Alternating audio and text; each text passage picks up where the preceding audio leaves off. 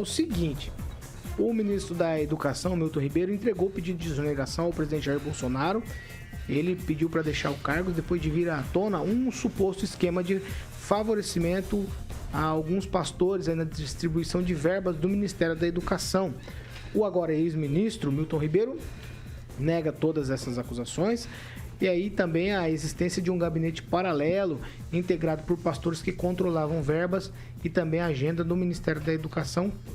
Tudo foi revelado pelo jornal Estado de São Paulo e depois também a Folha de São Paulo divulgou um áudio de uma reunião em que o próprio ministro disse que, a pedido do presidente Bolsonaro, o repasse de verbas seguiria as indicações de 2 pastores, além de pedidos de ajuda em dinheiro, ouro e também distribuição de bíblias. E essas bíblias, algumas delas com imagens de pastores e também do ministro Milton Ribeiro. Toda a saída do ministro já está sacramentada numa edição especial do Diário Oficial que saiu ontem. E aí, de tudo aquilo que a gente conversou, Aguinaldo Vieira, sobre a questão do ministro que estava balançando, mas não caía, o Bolsonaro disse que botava a cara no fogo. Não sei se ele botou a cara no fogo, eu acho que não. A primeira-dama do Brasil, Michele Bolsonaro, disse que tudo vai ser esclarecido, que o ministro Ribeiro não tem nada com isso. O meu foco hoje no meu comentário é a respeito da fala do presidente Jair Bolsonaro, que tem diminuído, mas continua ainda falando o que não precisa, o que não deve, e aí está, né? Não precisava sair na defesa do seu ministro da Educação, porque não é tão amigo dele assim, porque senão já teria sido o primeiro ministro da Educação assim que o governo começou.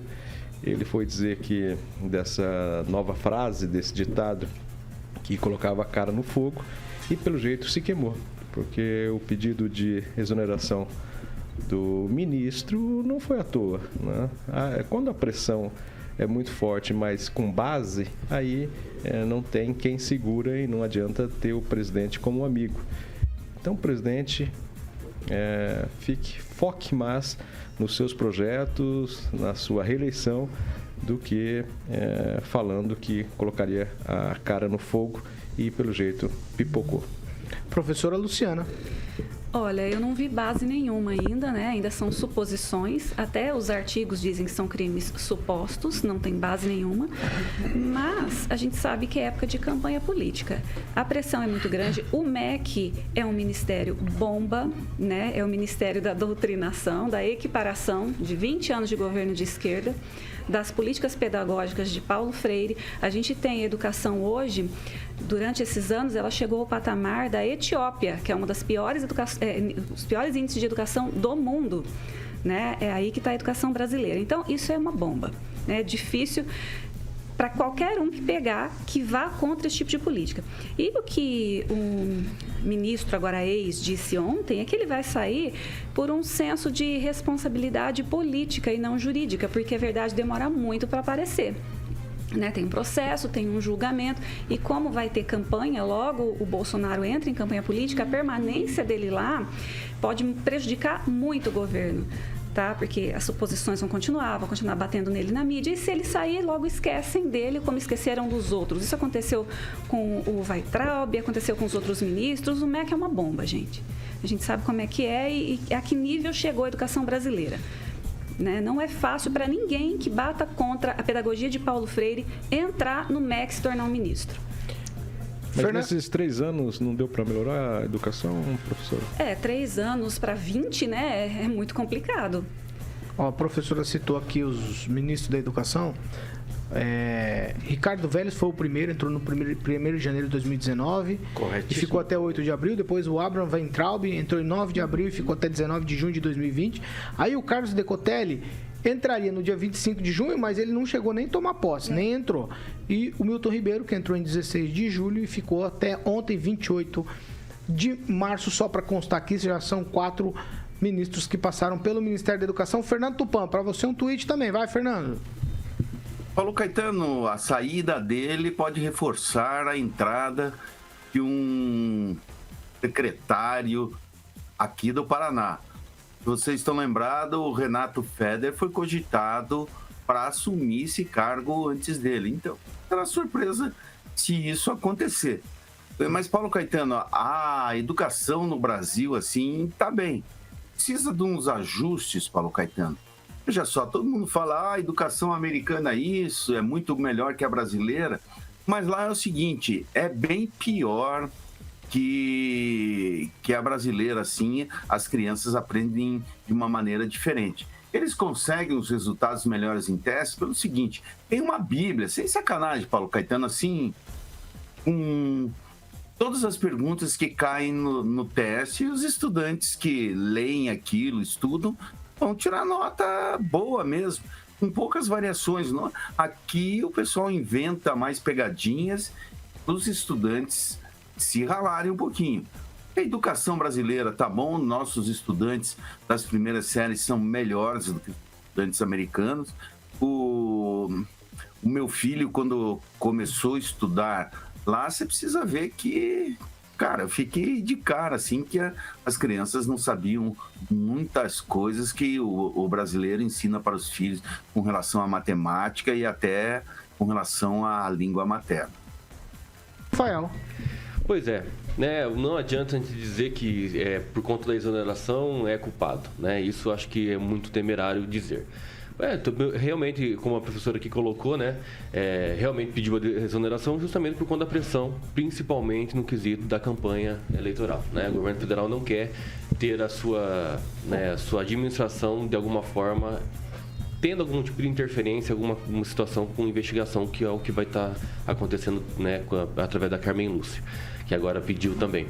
Então, esse quesito realmente da exoneração dele, a troca de ministro em si é uma coisa comum. Daqui a pouco a gente vai falar sobre a questão do presidente da Petrobras. Então, eu acho que ele pedindo, né, evitou sim o governo Bolsonaro de tomar alguma decisão. Isso é fato, isso é inegável. Ok, mas você acha que a Bíblia com as fotos foi a gota d'água?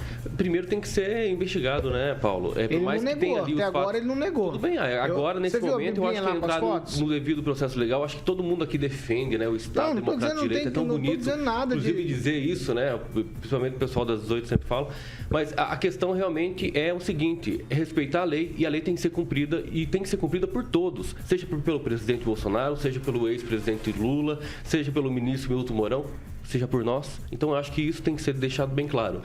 Não tem nenhuma condenação, não tem como ser demitido, né? Mas se ele pediu a exoneração. Então, nesse fato, eu acho que tem que entender e tem que deixar seguir a investigação correta. Vai, professor Jorge, aproveita.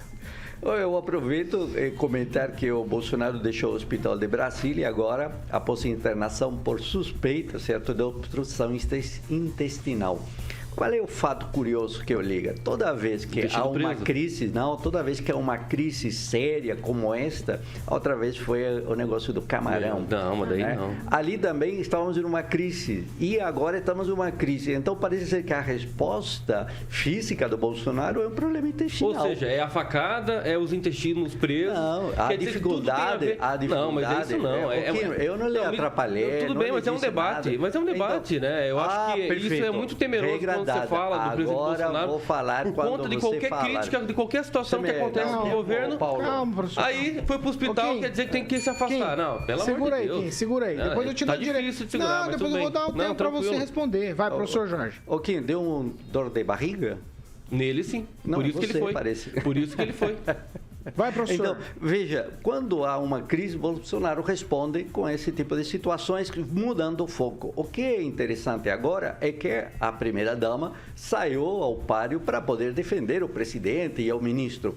Pela primeira vez em todo o tempo, a mulher dele vem para a primeira página para defendê-lo. E aí está. Quem foram esses ministros do Bolsonaro? O Paulo mencionou o Vélez. E é importante saber que o Vélez, né, o chamado Rodrigues Vélez, foi e tratou a população brasileira como despreparada, indisposta, incapacitada, dizendo que as universidades somente são para a elite, professora intelectual. E não são, professor?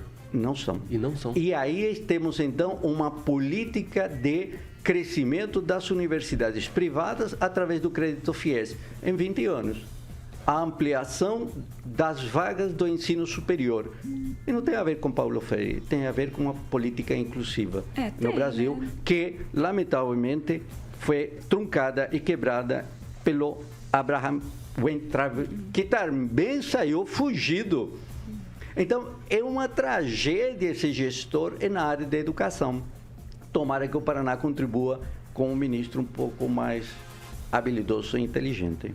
Não, posso falar um... Vai, professora, eu vou te dar um direito. Então, eu também sou professora universitária e a gente sabe a dificuldade que tem, porque os alunos chegam para a gente, o professor também sabe, muitos deles praticamente semi-analfabetos. Depois da política de não reprovação que começou lá no governo FHC, ninguém sabe mais nada. Não sabe interpretar um texto, não sabe ler, não sabe nada de matemática. Fernando Henrique. Desde o FHC começou isso. Aí ficou complicado para nós. Aí nós temos que transformar pessoas semi-analfabetas em bacharéis em 4 ou 5 anos. Aí começa a evasão. Se a pessoa reprova, começa a evasão. Aí vai para um curso técnico, vai para um curso à distância de 2 anos, enfim. Aí quando tem evasão, o que os governos estaduais falam para as universidades? Nós vamos fechar o curso, porque está todo mundo saindo. Mas como a gente vai transformar uma pessoa dessas em bacharel em 4 ou 5 anos, gente? Não tem condição. O professor é de universidade, o professor nem sabe. É muito complicado. O ensino no Brasil não tem esse caso. Eu não tenho alunos semi-analfabetos. Nós temos. Não sei onde, mas na Universidade Estadual de Maringá não conheço. Bom, não sei, estou falando por mim, porque eu sou professora universitária e tenho muitos amigos que são também, e a gente tem isso daí. E outra coisa, o ensino no Brasil não é bom, não, igual o Fernando falou, é péssimo. Só você olhar os dados da PNUD da ONU. Nós estamos no mesmo nível da Etiópia, que é um dos últimos níveis. Né? O estudante brasileiro não sabe matemática, não sabe ler, não sabe interpretar texto na própria língua. Tá? Essa é a realidade, porque o dado está lá. Só olhar, só ver. Quem eu vou te dar um minutinho.